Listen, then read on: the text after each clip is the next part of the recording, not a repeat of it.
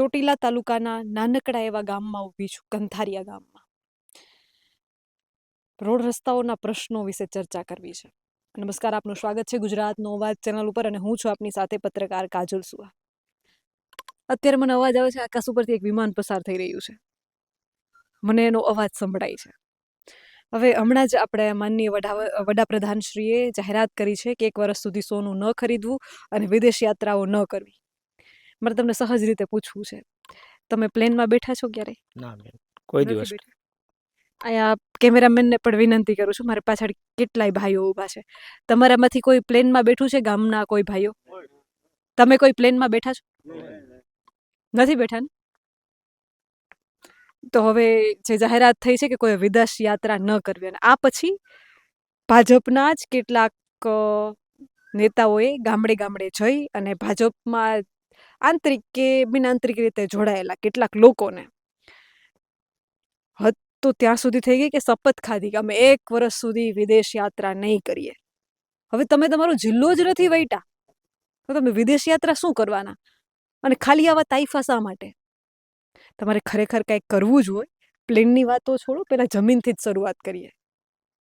એટલા માટે આવું કહી રહી છું કારણ કે ચોમાસામાં તમે, હું અને બધા જ જાણીએ છીએ ગામડાના વાડી વિસ્તારના રસ્તાઓની હાલત શું હોય.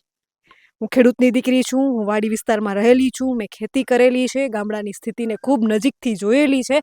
એટલે મને ખબર છે ગામડાના રસ્તા એટલા ખરાબ હોય કે જ્યારે ચોમાસું હોય ને, પૂર જેવી સ્થિતિ હોય ને, ત્યારે રસ્તા ના લાગે તમને. એ ઊંડા ગરેડા કેળ સમા છાતી સમયમાં પાણી ભર્યા હોય. એ પૂર ઉતરે ને પછી તમે વાડી વિસ્તારના લોકો ગામ સુધી પહોંચી શકે, કેમ કે વચ્ચેથી એટલા બધા વોકરા નદીઓ પસાર થતા હોય, એમાં પુલે ના હોય. હવે એમાંથી કઈ રીતે પસાર થઈને ગામ સુધી પહોંચવું? વાડીઓ ગામથી 3 કિલોમીટર છેટી હોય છે. કેટલી પરિસ્થિતિ તો એવી થાય કે લોટ દળવા માટે ઘંટીઓ ન હોય એવા ઘરોમાં 2-2, 3-3 દિવસ ભાત રાંધીને લોકો ખાઈ લે છે. ચોમાસાના પૂરમાં ગામ સુધી પહોંચાતું નથી કે અનાજ કે કરિયાણું કે લોટ દળાવવા જઈ શકીએ. ના ન કહેતા, કારણ કે હું જાણું છું આ પરિસ્થિતિ થાય છે. તમારા આજુબાજુના તમારા ગામના રસ્તાઓ કેટલા ખરાબ છે એ કમેન્ટમાં જરૂરથી જણાવો. ભલે તમે અવાજ ન ઉઠાવી શકો, ભલે તમે અહીંયા સુધી ન પહોંચી શકો, પણ ખરેખર જો તમારામાં અવાજ ઉઠાવવાની હિંમત હોય ને, તમારે અવાજ ઉઠાવવો છે, તો મારો સંપર્ક કરો.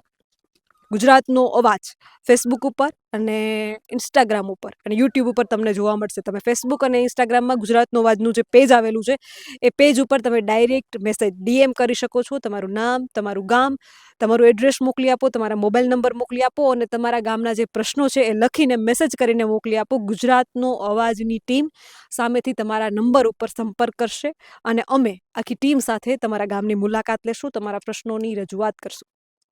હવે વાત કરી રહીએ કંથારિયા ગામની, તો અત્યારે લગભગ 7:30 આસપાસનો સમય થવા આવ્યો છે અને ગામના રસ્તામાં ઊભી છું. ફરતે એમ લાગે કે કોઈ જાણે કે તમે એક ખૂબ આમ દૂર દૂરનો એક અંતરિયાળ વિસ્તાર હોય ને એમાં તમે આવી ગયા હો. તમે જોઈ શકો છો ફરતી સ્થિતિ જો, અને અહીંયાથી એક નદી કે શેલા જેવું કે વાયા જેવું પસાર થાય છે, વોકરા જેવું, અને વચ્ચે તૂટેલો ફૂટેલો એક બ્રિજ છે અને ઢગલો બંધ અહીંયા કાંકરા પથ્થરા પાથરી દેવામાં આવ્યા છે કે જાણે આમ ખુલ્લી રીતે કે ભાઈ અમારે નથી જ બનાવવું, રોડ નથી જ બનાવવાના, અમે આમ જ થવાનું છે.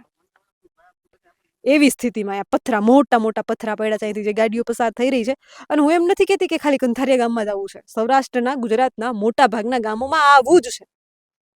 પણ કંથારિયા ગામ માટે એટલા માટે બોલી રહી છું કારણ કે ત્યાંના લોકોએ અવાજ ઉઠાવવાની હિંમત કરી છે, એ બોલવા માંગે છે. શું સ્થિતિ છે? અમે બેન ઓમ ગણીને તો 20 વર્ષ થયા. 20 વર્ષથી જ્યારે અમે અવારનવાર આ અરજી દેતા આવ્યા છીએ, તોય કોઈ સમયે અમારે આ રાજકોટથી ચોટીલા કે વિસિયા જવું હોય ને એના માટેનો મેન રસ્તો હશે.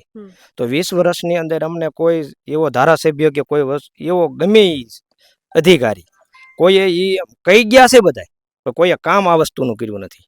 20 વર્ષ સુધી અમને વાયદા જ કર્યા છે. અને અત્યારે જો આ કામ ચાલુ કર્યું ને તો બધાય હાથ ઊંચા કરી લીધા.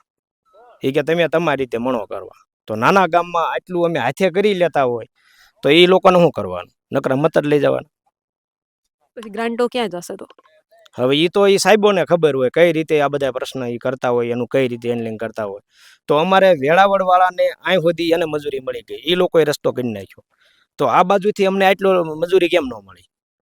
કેવાનો એક જ પ્રશ્ન અમારો રહે. 20 વર્ષ થઈ ગયા, એક જ પ્રશ્ન. અમે ગામ સામે ગમે ત્યારે ભેગા થઈ ને તો અધિકારી પાસે આ જ પ્રશ્ન માંગીએ. તમને શું લાગે કોનો વાક છે સૌથી વધારે? કોના પાપના લીધે આ રસ્તો નથી બનતો? હવે આમાં તો અમે કઈ ન કે અમે જો એમ કેવી તો કે છે મારા હાથમાં નથી. ગમે અધિકારીને વાત કરવી ને તો કે છે હું ઉપર વાત કરીશ. એ રીતે બધાય પ્રશ્ન કરીને વી ગયા છે. એકબીજાને ખોખો આપે. હા, એકબીજાને ખોખો આપે છે કે છે તમારો વારો અચકેલ આવી જશે. આવો પ્રશ્ન બને. કંથારિયા ગામની જનતાને હવે શું જોઈએ છે? રસ્તો જોઈએ છે અને પાણી જોઈએ છે દરેકને. એ જ એક અમારો પ્રશ્ન હતો મોટા મોટો. હવે જલ્દી આ રસ્તો ચાલુ કરે તો ભલે. અને એકેય બાજુ અમારે જવાય એવું નથી. નથી આમ જવાય એવું કે નથી ચોટીલા કે એકેય બાજુ. એકેય પુલ હારા નથી. ચોમાસું આવે એટલે આ જ પરિસ્થિતિ રહે. કોઈ વરસાદ આવે એટલે 5-10 કલાક કોઈ બારું ન નીકળી શકે. કદાચ ઇમરજન્સી આવી હોય ને તો અમારે આઈને રહેવું પડે. નો એમ્બ્યુલન્સ આવી શકે કે નો કોઈ જઈ શકે. પછી અત્યારે આ જે દેખાય છે આ શું છે? સેલું છે, નદી છે?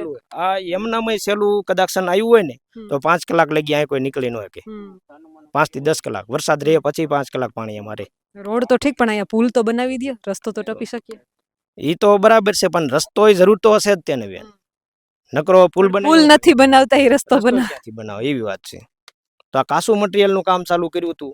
એમાં એ કે એકા બીજી એ કે ઓલો પેમેન્ટ દેશે, ઓલો કે એમ દેશે. એ પેમેન્ટ આપ્યું નથી. ગ્રાન્ટ પાસ થઈ ગઈ છે? ના, ગ્રાન્ટ નહીં.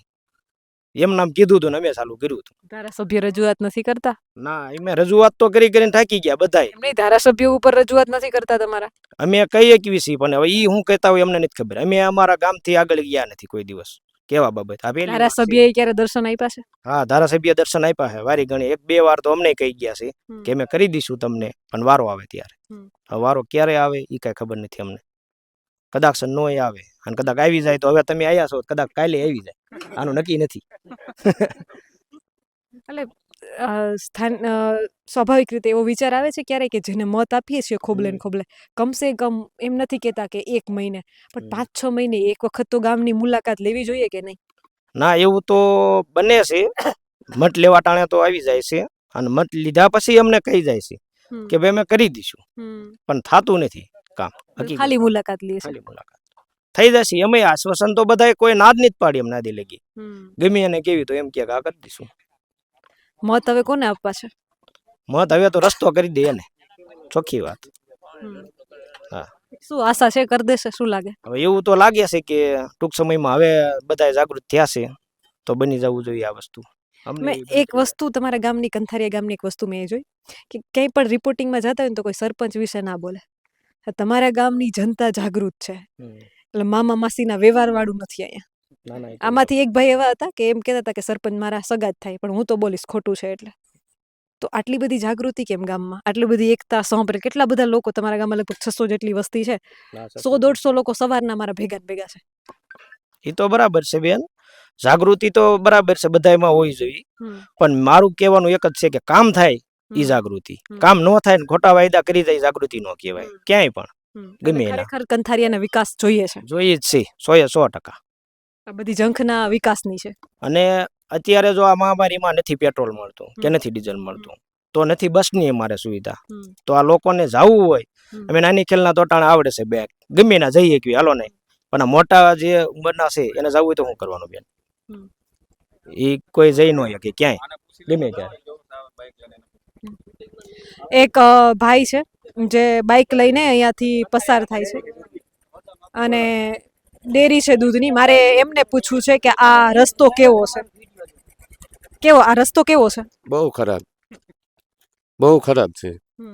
આ દૂધ ઢોળાઈ જાય છે. એટલું દૂધ હોય ને ઓવરલોડ ઊંડા હોય, આ રસ્તામાં હલાતું જ નથી. 2 દી તું પડામાં થયેલો. ચોમાસામાં શું હાલત હોય? ચોમાસામાં હલાતું જ નથી. અને અમારે દૂધનો ફિક્સ ટાઈમ હોય, આમાં હેરાન બહુ થાય, ટાઈમે પહોંચાતું નથી.